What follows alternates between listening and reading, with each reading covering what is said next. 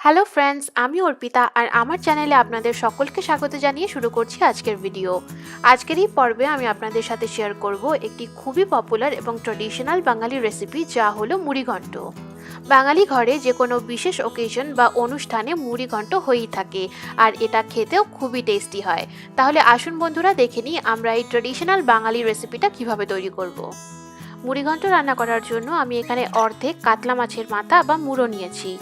মাছের মাথাটাকে একটু নুন আর হলুদ মেখে 30 মিনিটের জন্য ম্যারিনেট করে নেব।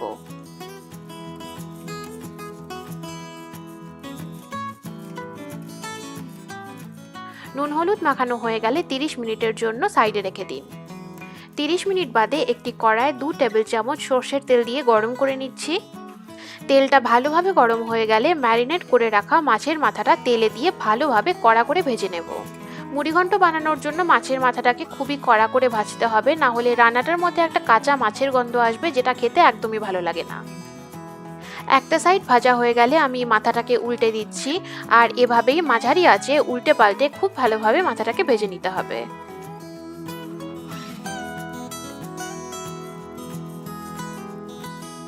এখানে দেখুন, হাতা দিয়ে একটু চাপা দিলেই মাঝখান থেকে মাথাটা ভেঙে আসছে, এর মানে ভাজাটা প্রায় হয়ে এসেছে।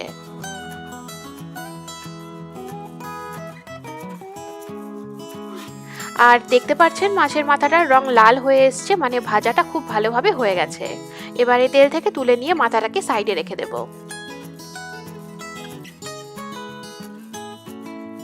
ওই একই তেলে দুটো মাঝারি সাইজের ডুমো ডুমো করে কেটে রাখা আলু দিয়ে লাল করে ভেজে নিয়ে তুলে রাখবো।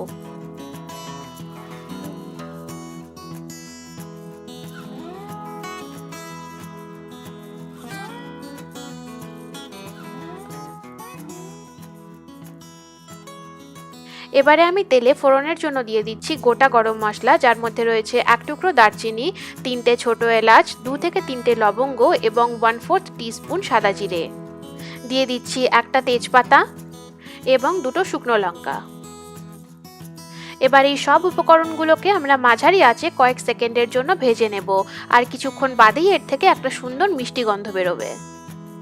ফোড়নগুলো ভাজা হয়ে গেছে, আর এবারে আমি এর মধ্যে দিয়ে দিচ্ছি একটা বড় সাইজের স্লাইস করে কেটে রাখা পেঁয়াজ। পেঁয়াজটাকে বেশি আঁচে আমরা 2-3 মিনিটের জন্য ভেজে নেব।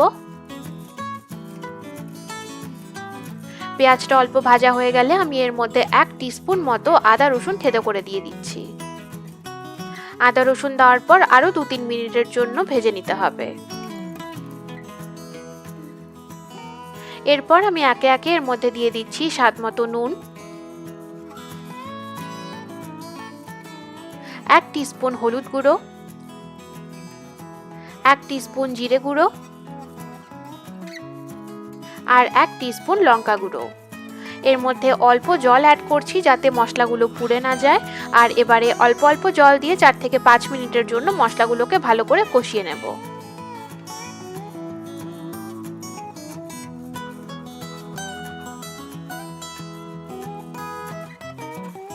4-5 মিনিট পর দেখতে পাচ্ছেন মশলাটা ভালোভাবে পেঁয়াজের সাথে কষানো হয়ে গেছে। এখন এর মধ্যে দিয়ে দিচ্ছি 1/2 কাপ গোবিন্দভোগ চাল, যা আমি ভালো করে ধুয়ে নিয়ে 30 মিনিটের জন্য জলে ভিজিয়ে রেখেছিলাম। চালটা দিয়ে দেওয়ার পর গ্যাসের আঁচ কম করে 2-3 মিনিটের জন্য ভেজে নেব। এই সময় যদি গ্যাসের আঁচ বেশি থাকে তাহলে চালগুলো পুড়ে যাবে। আর চালটা একটু ভাজা ভাজা হয়ে গেলেই এর মধ্যে আমি দিয়ে দেব মেজারিং কাপে মেপে নেওয়া 2 কাপ গরম জল।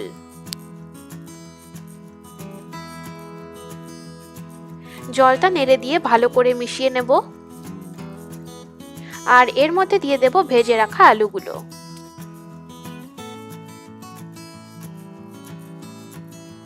ঢাকনা চাপা দিয়ে কম আঁচে 4 থেকে 5 মিনিট ফুটতে দেব, এতে আলু এবং চালগুলো কিছুটা সেদ্ধ হয়ে যাবে।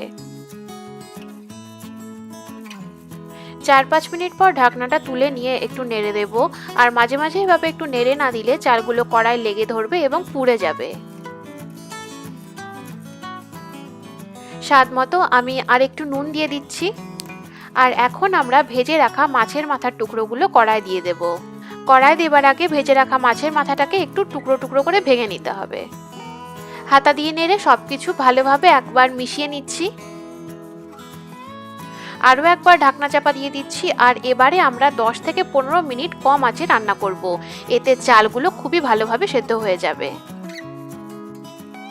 10 মিনিট পর ঢাকনাটা তুলে নিয়ে চালগুলোকে ভালো করে নেড়ে দিচ্ছি আর মাঝখানে আমি আরেকবার চালগুলোকে নেড়ে দিয়েছিলাম যাতে কড়ায় লেগে না যায়।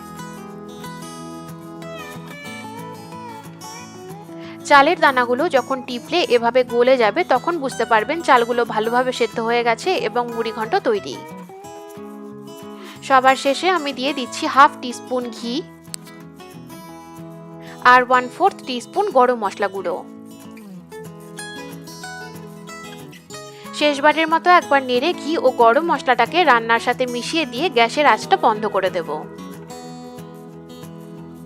গ্যাস অফ করে দেওয়ার পর ঢাকনা চাপা দিয়ে আরও 5-10 মিনিট রান্নাটাকে রেস্ট করতে দিতে হবে।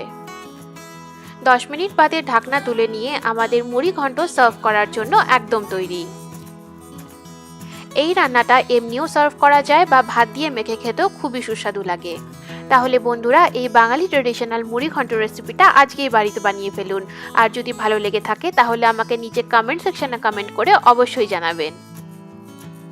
যাবার আগে এই ভিডিওটাকে লাইক ও শেয়ার করতে ভুলবেন না। আর আমার আগামী রেসিপিগুলোর নোটিফিকেশন এবং আপডেট পাওয়ার জন্য লাল রঙের যে সাবস্ক্রাইব বাটন আছে ওতে ক্লিক করে আমার চ্যানেলে সাবস্ক্রাইব করে নিন। তাহলে আজকের মতো এই পর্যন্তই, দেখা হচ্ছে আবার আগামী পর্বে। Thank you for watching.